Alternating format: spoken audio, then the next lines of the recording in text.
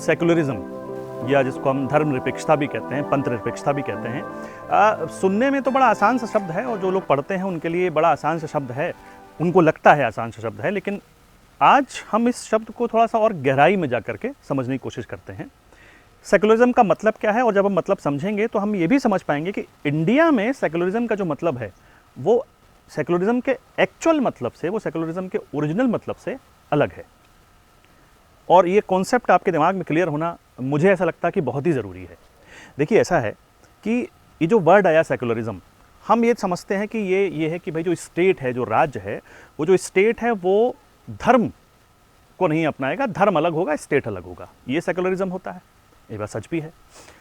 दरअसल इसकी शुरुआत यूरोप से हुई। यूरोप में आपने शायद कभी सुना होगा एक डार्क एज था, और डार्क एज एक वो समय था जब यूरोप के अंदर क्रिश्चियनिटी की एक्सट्रीमिज्म थी। क्रिश्चियनिटी बहुत कट्टर रिलीजन हुआ करता था।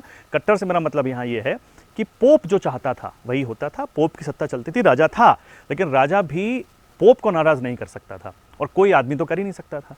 तो स्टेट या राज्य स्वतंत्र नहीं था, इंडिपेंडेंट नहीं था अपने डिसीजंस को लेने के लिए। उसको ध्यान रखना पड़ता था कि पोप और बाइबल और क्रिश्चियनिटी को साथ में लेकर के मुझे डिसीजंस लेने हैं। आपने सुना भी होगा कई बार कि कई लोग ऐसे ऐसे बड़े बड़े आविष्कारक थे जिनको जेल में जाना पड़ा सच बोलने के लिए, क्योंकि उनके सच बाइबल के खिलाफ थे। तो एक ऐसा समय यूरोप में चल रहा था, लेकिन धीरे धीरे करके वहाँ पर रेनेसा हुआ, जिसको हिंदी में पुनर्जागरण भी कहते हैं। रेनेसा का मतलब है कि यूरोप के लोग धीरे धीरे करके साइंस की तरफ, लॉजिक की तरफ चलने लगे, मैथमेटिक्स की तरफ चलने लगे, और चीज़ों को सिर्फ इसलिए नहीं मानते थे क्योंकि वो किसी किताब में लिखी हैं, इसलिए कि वो लॉजिक क्या कहता है, क्या वो तर्क के आधार पर, क्या वो लॉजिक के आधार पर उनको साबित किया जा सकता है। तो जब इस तरफ यूरोप के लोग चले तो उसको बोला गया रेनेसा।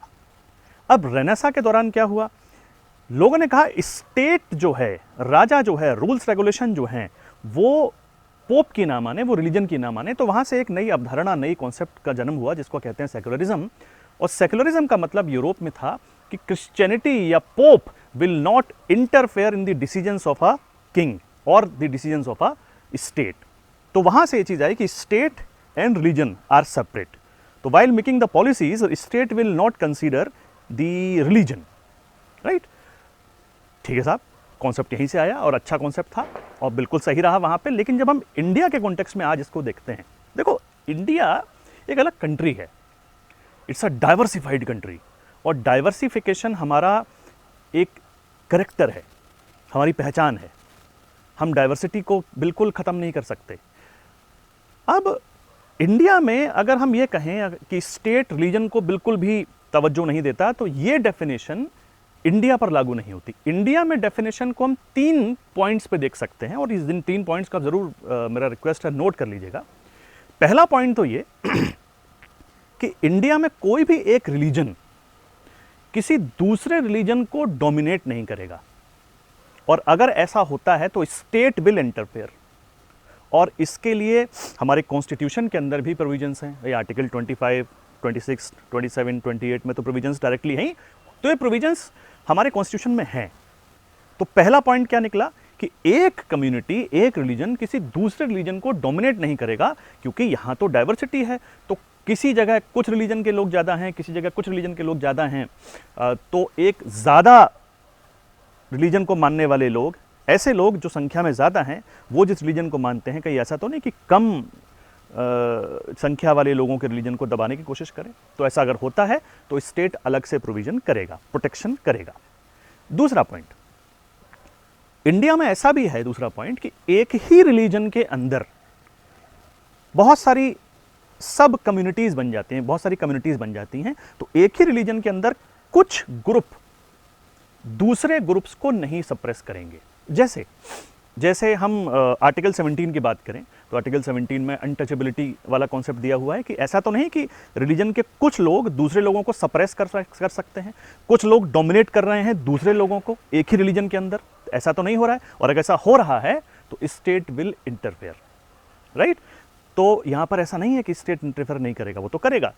तो पहला पॉइंट क्या हुआ कि एक रिलीजन के लोग दूसरे रिलीजन को डोमिनेट नहीं करेंगे। दूसरा पॉइंट, एक ही रिलीजन के अंदर कुछ लोग दूसरे लोगों को डोमिनेट नहीं करेंगे। और तीसरा पॉइंट वो ये है कि स्टेट किसी एक धर्म को, एक रिलीजन को प्रमोट नहीं करेगा। स्टेट का अपना कोई रिलीजन नहीं होगा, and state will not promote any of their own religion, right. तो या किसी एक धर्म के लोगों को प्रमोशन हो रहा है, ऐसा नहीं होगा। तो ये तो जो कॉन्सेप्ट है, ये तो तीसरा वाला जो पॉइंट है, ये तो आप समझते ही हैं। यूएसए की बात करूं, इसके मैं कंपैरिजन में अगर आज के समय में, तो यूएसए में बिल्कुल अलग है। यूएसए का मतलब है कि state and religion are two different things, मतलब state do not know religion, there is complete divorce between religion and the state. तो जब स्टेट अपनी पॉलिसीज बनाता है तो रिलीजन को ध्यान ही नहीं रखता है, तो they will not take any of their decision on the basis of the religion. Religion में कुछ भी हो रहा है तो लेट देम डू। तो हम आई होप कि थोड़ा क्लियरिटी आपके दिमाग में आई होगी कि in India secularism is not the complete divorce between the religion and the state, but the secularism in India is also there to protect the minorities, to protect the other religions also. ठीक है जी, thank you so much.